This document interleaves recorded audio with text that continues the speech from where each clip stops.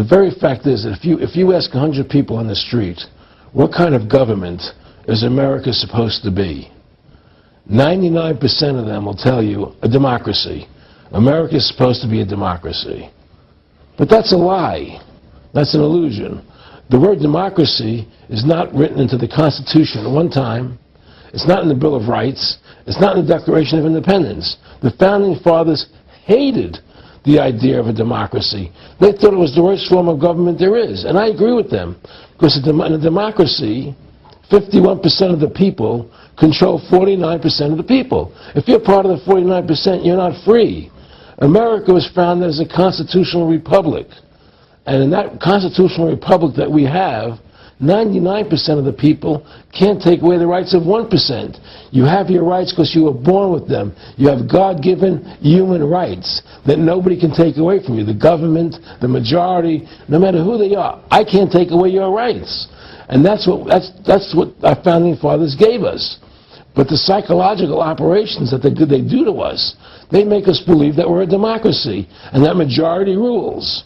You see? And they want you to believe that. Because then they tell you this poll says this many want this and this many want that and this many want this, and it doesn't have anything to do with anything. Well, Hitler was elected. Hitler was elected. Hitler did everything legally. And in a constitutional republic, a minority is protected against a majority. Wasn't it Benjamin Franklin, to paraphrase, that said democracy is two wolves and a sheep voting on what's for dinner? Exactly. And then he also said in a republic, the sheep would have a gun. To protect himself, you know, and that's the truth. America's not a democracy, but you ask the most intelligent people what form of government America is supposed to be, they'll say democracy, because that's what they've been brainwashed. They've been psyoped into believing that. They believe that we're in Iraq. They believe we're in Iraq to promote democracy. The word democracy, you hear George Bush saying democracy means freedom. No. Democracy equals New World Order.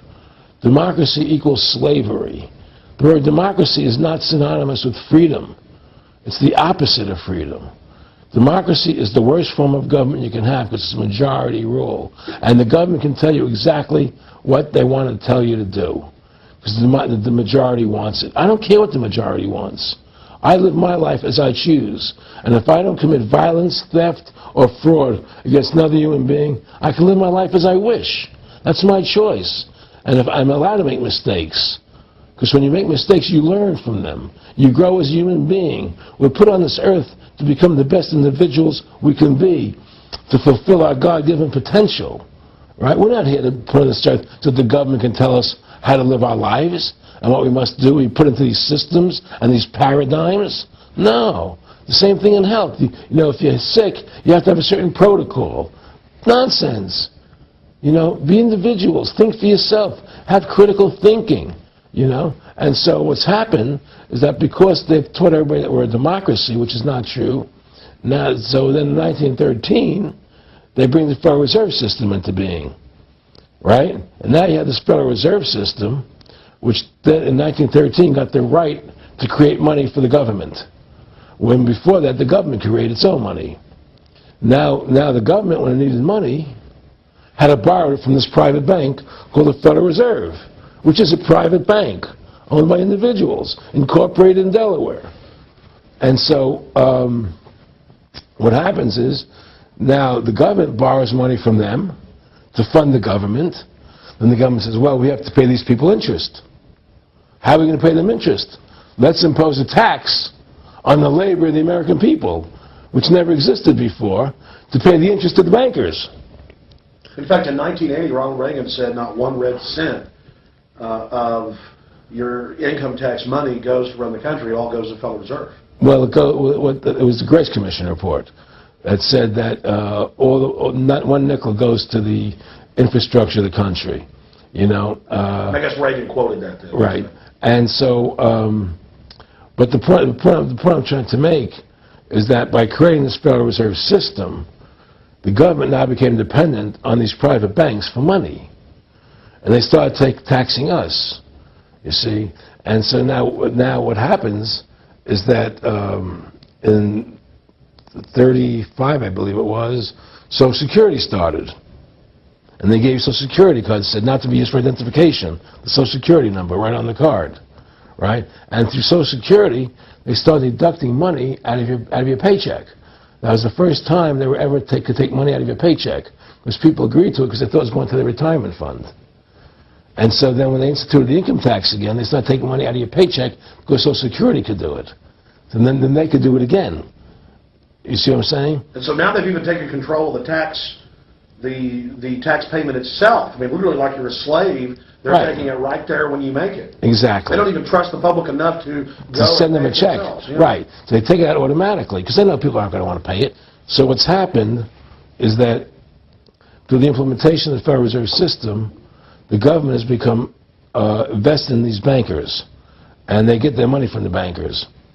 And so then they impose a tax on us, which makes us more slaves, makes it more difficult for us to survive, right? Giving them more profits. And now what's happened is that through the Federal Reserve System, the bankers have pretty much taken control of our government. It doesn't matter Republican and Democrat anymore, because they're both the same.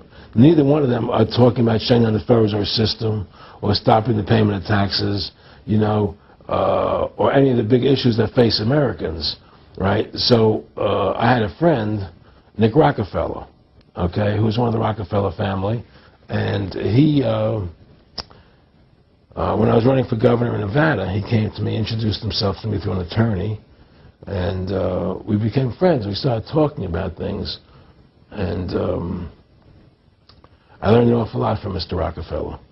And one of the things that we used to talk about was the ultimate plan of the banking industry, what they wanted to accomplish. And the goals of the banking industry, not just the Federal Reserve System, but the private banks in Germany and England, all over Italy, all over the world, they all work together. They're all central banks, and they're all part of the Communist Manifesto. You know, central banking is one of the major planks of the Communist Manifesto. We talk about America being a capitalistic country, but yet at the same time we have a central bank that plans everything for us, right? And the graduated income tax is another plank of the Communist Manifesto, right? So right there you have two major planks of the Communist Manifesto that have been brought in because of the Federal Reserve System, okay? So the ultimate goal that these people have in mind is the goal to create a one-world government run by the banking industry, run by the bankers, and they're doing it in sections. The European currency, the euro, and the European Constitution is one part of it. Now they're trying to do it in America with the North American Union, right? And they want to create a new currency called the Amero, right? And the whole agenda is to create a one-world government where everybody has an RFID chip implanted in them. All money is to be in those chips, right? There'll be no more cash. And this is given me straight from Rockefeller himself. This is what they want to accomplish. And all money will be in your chips. And so instead of having cash, anytime you have money in your chip, they can take out whatever they want to take out whenever they want to. If they say you owe us this much money in taxes, they just deduct it out of your chip digitally. Total control. Total control. And if you're like me or you, and you're protesting what they're doing, they can just turn off your chip. And you have nothing. You can't buy food.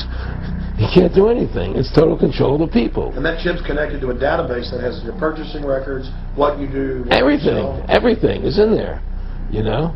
And so they want a one-world government controlled by them, everybody being chipped, all your money in those chips, and they control the chips, and they control people. And you become a slave. You become a serf to these people. That's their goal. That's their intentions.